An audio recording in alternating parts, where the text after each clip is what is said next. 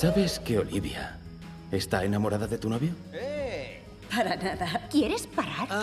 Penélope, Reto. enróllate con Olivia. Que empiece la fiesta. Mola. Carter, Verdad. ¿qué intenciones tienes con nuestra querida Olivia? Necesitaba engañar a alguien con amigos para que me siguieran hasta aquí. Olivia me parecía un objetivo fácil. Os he traído porque no me importa que mueran unos desconocidos si así sobrevivo yo. ¿De qué vas? El juego es real. No importa lo que hagáis. Os encontrará.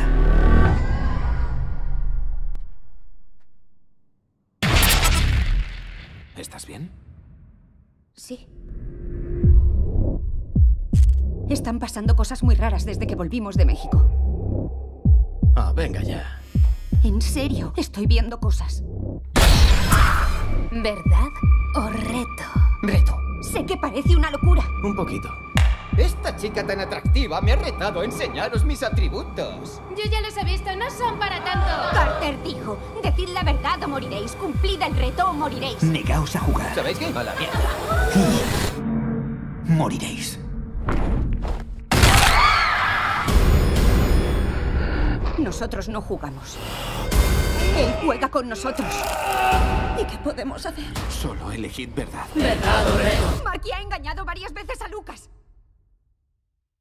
Lucas, espera. Lo siento. Vuelve a tocarme y te rompo la mano. ¿Verdad? No funciona así. Solo el juego decide. Rómpele la mano a Olivia. Tienes que hacerlo. Por muy cabreada que esté contigo, no pienso hacerte daño. No tienes otra opción. ¡Hazlo de una vez! El juego es más inteligente. La mitad de los que salen en la foto están muertos. Hay que averiguar cómo empezó todo esto. ¿Cómo salimos de este juego con vida? No podéis. No hasta que mueran todos los jugadores. ¿Y tú eres el siguiente? Rétame a elegir a quién debo matar.